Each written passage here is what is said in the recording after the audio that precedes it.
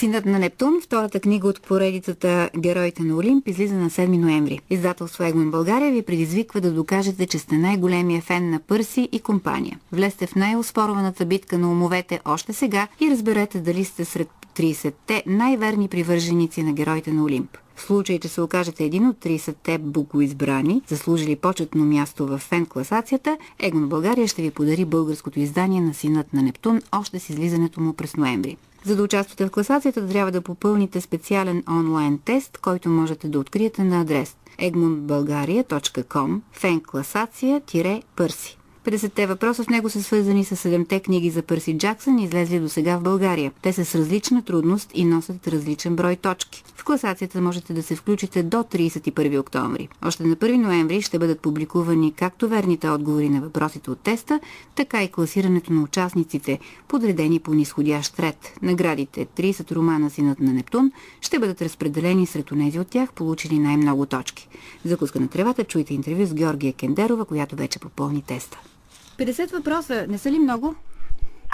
Не мисля, че са много. Въпросите бяха доста интересно зададени. За колко време реши теста? За някъде 1 час. Коя е любимата ти книга от издадените до сега за Пърси и Героите на Олимп?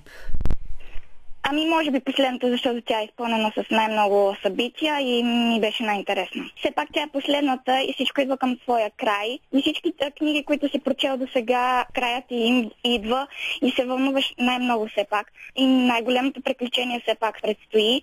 Боговете са изложени на голяма опасност, както и целият свят. И това ми беше много интересно, защото Пърси, който е един доста забавен герой, но също така и много смел, трябва да се изправи пред едно доста голямо предизвикателство да победи титаните. И това ми беше много интересно, защото всички полубогове трябваше да се обединят срещу едни доста по-велики от тях, по-силни от тях. И все пак те успяха да победят, защото те бяха приятели, защото те се обединиха и бяха верни приятели. Ти имаш ли верни приятели? За съжаление нямам много такива, защото сега е много трудно да се намерят такива. И аз мечтая за някои приятели, такива като на Пърси. А какви са очакванията ти за Синът на Нептун? Имам доста големи очаквания, тъй като аз не можах да изчакам много до издаването на книгата за 7 ноември и се опитах да науча малко повече.